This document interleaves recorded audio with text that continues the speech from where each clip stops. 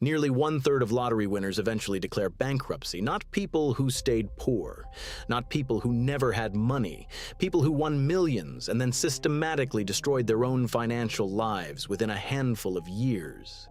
That's not bad luck. That's psychology nobody warned them about. Here's what makes this genuinely disturbing. A 2010 study tracked 35,000 lottery winners who collected between $50,000 and $150,000. Within 5 years, 1,900 of them had filed for bankruptcy. These weren't reckless teenagers. These were adults who'd been managing their lives just fine before the money showed up. The wealth didn't save them, it broke them. You'd think winning the lottery would solve every financial problem you've ever had, right? Pay off debt, buy a house, never worry about bills again. Except there's this thing called sudden wealth syndrome, and it's about as fun as it sounds. Neuroscientists describe what happens when you win as a dopamine flood so overwhelming that it actually impairs your ability to make rational decisions. Your brain gets hijacked by chemicals designed to make you feel incredible. And while you're riding that high, you're also supposed to be making the most important financial choices of your entire life. That's like asking someone to perform surgery while they're on a roller coaster. The psychological term for this is cognitive dissonance, and lottery winners are drowning in it. You've spent your whole life believing that money is earned through hard work and careful planning. Then suddenly you have millions you did absolutely nothing to deserve. Your brain can't reconcile those two realities. Some winners report feeling guilty, like they're frauds who don't deserve the money. Others feel paranoid that it'll disappear as randomly as it arrived. Either way, you're making massive financial decisions while your entire sense of identity is melting down. But let's talk about what nobody mentions, the hedonic treadmill. Psychologists have known for decades that humans have a happiness set point, and no matter what happens to you, good or bad, you eventually return to that baseline. Win the lottery. You'll feel amazing for a few months. Then you'll feel exactly how you felt before. Maybe worse, actually, because now you've lost the structure and purpose that working toward goals used to provide. That first week with the new mansion feels incredible. By month 6, it's just your house. The excitement evaporates, but the mortgage payment doesn't. So what do winners do? They chase that initial high. Bigger purchases, more expensive experiences, anything to recapture that feeling from when they first won. It's a trap with no bottom. You can't buy your way back to that dopamine spike because your brain has already adapted to your new circumstances. You're running on a treadmill that speeds up every time you think you're catching up. Now add in every person you've ever known. A lottery winner becomes a target the moment their name goes public. Family members you haven't spoken to in years suddenly have investment opportunities. Friends who were doing fine last month now desperately need loans. Distant relatives emerge with medical emergencies that coincidentally cost exactly what they know you can afford. One winner described it as becoming an ATM machine to everyone he'd ever met. The social pressure isn't just annoying. It's relationship destroying. Your adult kids expect houses and cars. Your siblings argue about fair distribution. Extended family shows up with elaborate stories about why they deserve a piece. Every interaction becomes transactional. You start wondering if anyone actually cares about you or if they're all just waiting for their turn at the money. Some winners have been kidnapped. Others murdered by people close to them. Jeffrey Dampier won $20 million in 1996, gave millions to friends and family, and when he finally cut someone off, she had her boyfriend kill him. Generosity without boundaries can be fatal. Here's something that should terrify you. Most lottery winners have zero experience managing large sums of money. It's like handing someone who's never driven a car the keys to a Formula One race car and expecting them to navigate rush hour traffic. They don't understand investment strategies, tax implications, or long-term financial planning. They just know they have money, and people are telling them what to do with it. The psychology here gets dark fast. When you perceive money as free, as something you didn't work for, you treat it differently than earned income. There's no fear of loss because it feels like house money. You look at the headline number, $5 million, and start spending at that level. What you're ignoring is that taxes immediately consume 40 to 50%. You're spending $5 million while actually having $2.5 million. The math catches up eventually, and it's brutal when it does. Willie Hurt won $3.1 million in Michigan, had a wife 3 kids, and a 20-year payout plan that gave him over $150,000 per year. 2 years later, he was broke, divorced, and addicted to crack cocaine. He later murdered someone during a drug-fueled binge. Lisa Arcand won $1 million and invested in a restaurant that failed within years. Billy Bob Harrell Jr. won $31 million, bought houses and cars for family, made charitable donations, and was broke in under 2 years. The stress drove him to suicide. These aren't isolated incidents. The pattern repeats with horrifying consistency. Professional athletes face nearly identical statistics.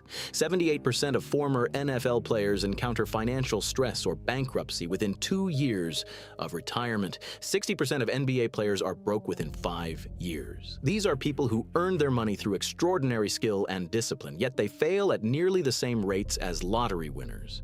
Both groups experience sudden wealth without the psychological framework or support systems to handle it. What's fascinating is that the size of the jackpot barely matters. Winners of moderate prizes, anything under $1 million, see financial distress rates between 30 and 60%. Even massive jackpot winners still face bankruptcy rates of 20 to 40%. It's not about having enough money. It's about what happens inside your head when you get it. But there's a darker layer beneath all this that nobody wants to acknowledge. Your brain physically changes when you win the lottery. Neuroscientists describe it as a dopamine flood that literally impairs your judgment. It's not weakness or stupidity. Your brain isn't designed to handle sudden wealth. Evolution never prepared humans for this scenario. For millions of years, resources came gradually through hunting, gathering, trading. Sudden abundance didn't exist. So when it happens, your neural pathways short-circuit. This is called sudden wealth syndrome, and it's a legitimate psychological condition. The symptoms read like a horror movie. Isolation from everyone you used to know. Paranoia about losing the money. Guilt over not earning it. Anxiety that paralyzes decision-making. Some winners develop substance abuse problems as coping mechanisms. Others become so anxious they can't sleep. The money that was supposed to solve everything becomes the source of psychological torture. What makes this particularly cruel is the hedonic treadmill. Your happiness has a baseline set point. Win the lottery, and you spike upward temporarily. Then you adapt. Within months, you're back to roughly the same happiness level you had before, except now you're chasing that initial high, buying increasingly expensive things, trying to recreate the feeling. New car gives you a week of excitement. Mansion gives you a month. Then it's just your house. The thrill evaporates, but the expenses remain. Research shows large prize winners do experience sustained increases in life satisfaction that last over a decade, but the effects on actual happiness and mental health are significantly smaller. You feel more satisfied with your financial situation, obviously, but you're not necessarily happier as a person. For some, winning destroys their sense of purpose entirely. When you don't need to work, don't need to strive, don't need to achieve anything, what gives your life meaning? The structure that used to organize your days vanishes overnight. Now consider the winners who actually make it work. Brad Duke won $220 million in 2005. First thing he did was hire a financial advisor before claiming the prize.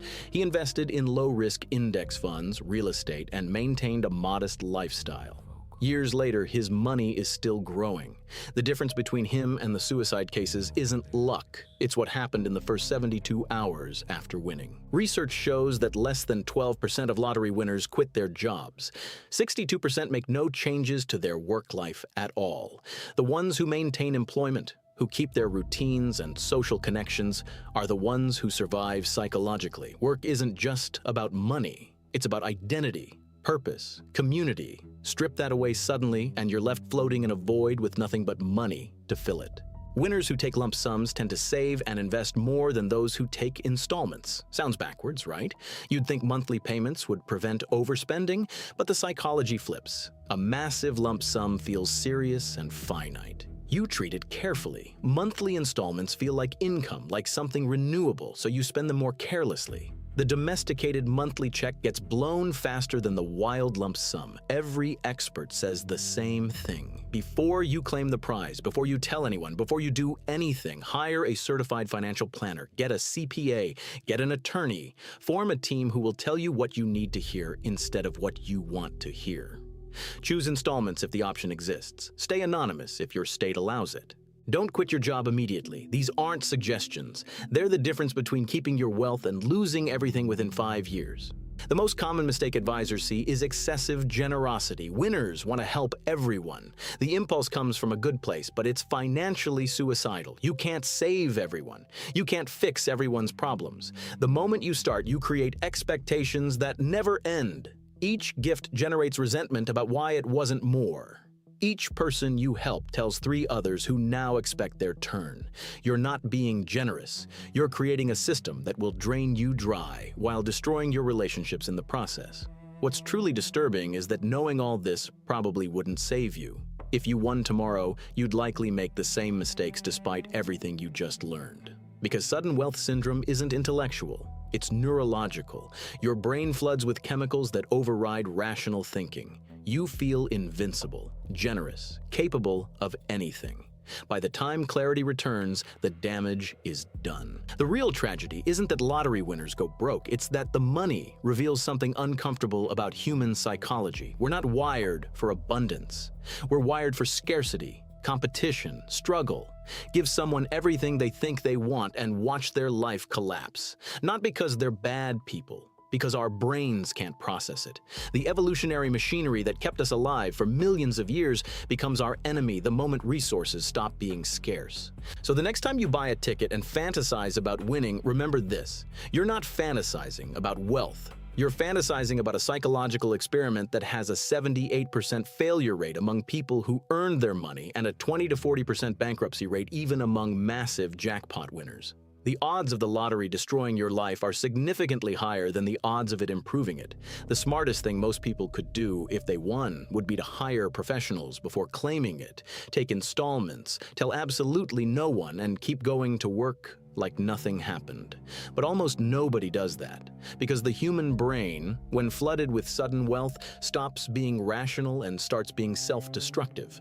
That's not a bug in the system. That's the system working exactly as evolution designed it, just in an environment it was never meant to handle. The lottery isn't a dream. It's a stress test for your psychology that most people fail catastrophically. You can have all the money in the world and still lose everything if your brain isn't equipped to handle it. And here's what nobody wants to admit: most brains aren't. We evolved for scarcity, not abundance, for struggle, not ease. The moment you remove those constraints, the machinery that kept you functional starts working against you. Winners don't go broke because they're stupid or weak. They go broke because sudden wealth is a psychological trauma their neural wiring was never designed to process. So if you ever beat those impossible odds and actually win, remember that the real lottery begins the moment after. Whether you keep that money or lose it all won't depend on how much you won. It'll depend entirely on whether you can override every instinct your brain is screaming at you to follow. Most people can't. The statistics prove it, and that's the psychology nobody talks about until it's already too late.